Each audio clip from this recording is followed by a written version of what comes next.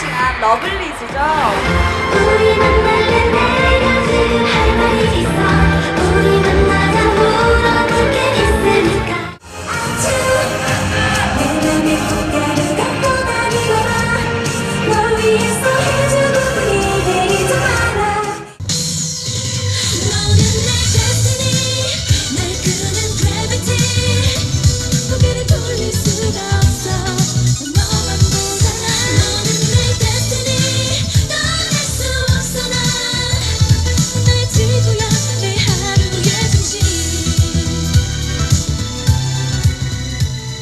네, 사실 요즘에 걸그룹 음악 중에서 이런 마이너 성향으로 진행되는 음악은 거의 듣기가 힘든 편이거든요. 그쵸.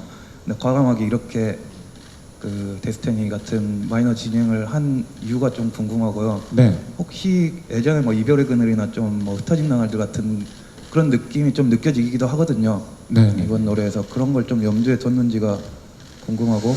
맞는 것 같아요. 저도 처음에 러블리즈 1집을 할 때는 이렇게까지 관계가 지속되고 서로에게 음악적인 조언을 해주게 될까라는 생각은 못했어요.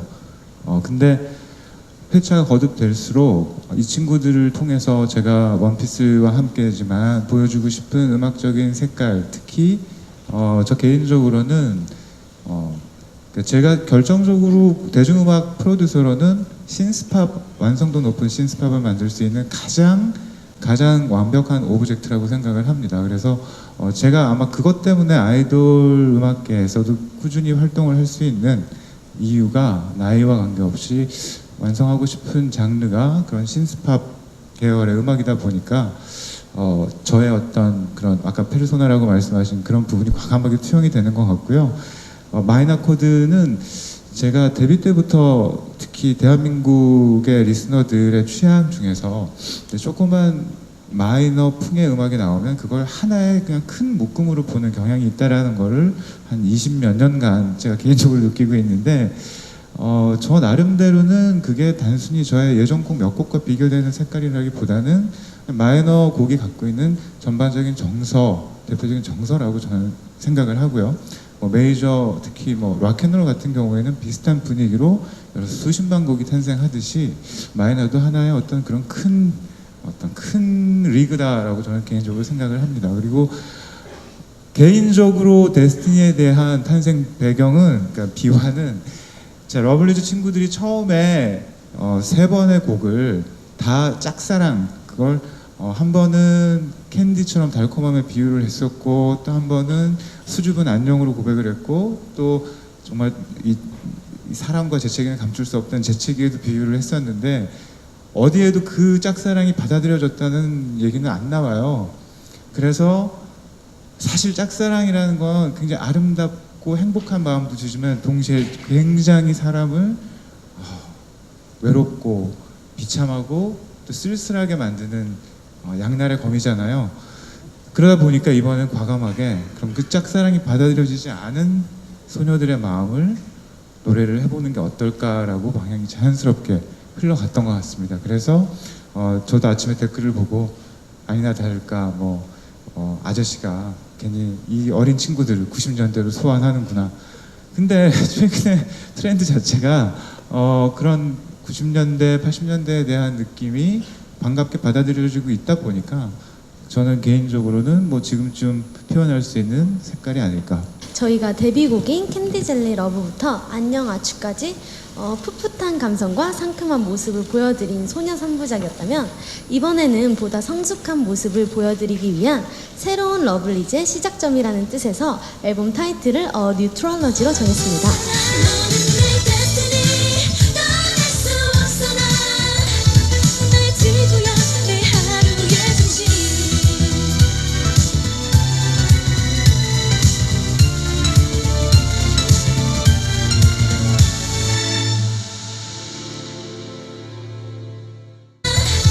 나의 지구야, 내 하루의 중심.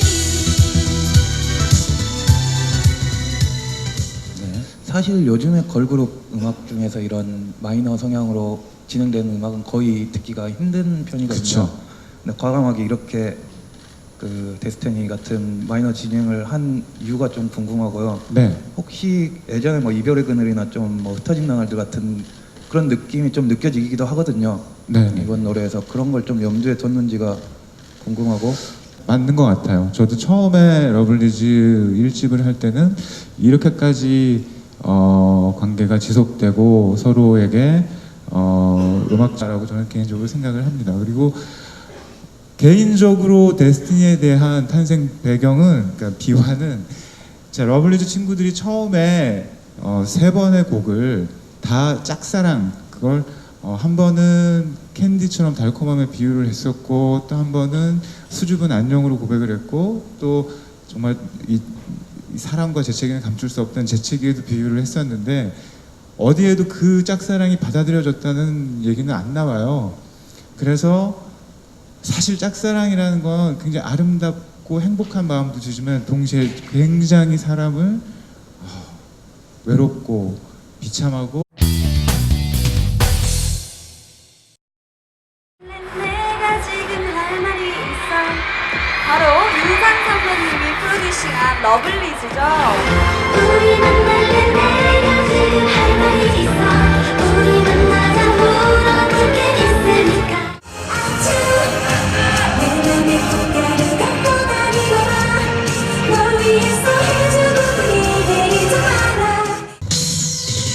너는 내 destiny 날 끄는 gravity 고개를 돌릴 수가 없어 너만 보잖아 너는 내 destiny 떠날 수 없어 난 적인 조언을 해주게 될까라는 생각은 못했어요. 근데 회차가 거듭될수록 이 친구들을 통해서 제가 원피스와 함께지만 보여주고 싶은 음악적인 색깔, 특히 저 개인적으로는 그러니까 제가 결정적으로 대중음악 프로듀서로는 신스팝, 완성도 높은 신스팝을 만들 수 있는 가장 완벽한 오브젝트라고 생각을 합니다. 그래서 제가 아마 그것 때문에 아이돌 음악계에서도 꾸준히 활동을 할 수 있는 이유가 나이와 관계없이 완성하고 싶은 장르가 그런 신스팝 계열의 음악이다 보니까 저의 어떤 그런 아까 페르소나라고 말씀하신 그런 부분이 과감하게 투영이 되는 것 같고요. 마이너 코드는 제가 데뷔 때부터 특히 대한민국의 리스너들의 취향 중에서 조그만 마이너 풍의 음악이 나오면 그걸 하나의 그냥 큰 묶음으로 보는 경향이 있다라는 거를 한 20몇 년간 제가 개인적으로 느끼고 있는데 저 나름대로는 그게 단순히 저의 예전 곡 몇 곡과 비교되는 색깔이라기보다는 마이너 곡이 갖고 있는 전반적인 정서, 대표적인 정서라고 저는 생각을 하고요. 메이저, 특히 락앤롤 같은 경우에는 비슷한 분위기로 여러 수십만 곡이 탄생하듯이 마이너도 하나의 어떤 그런 큰 리그다.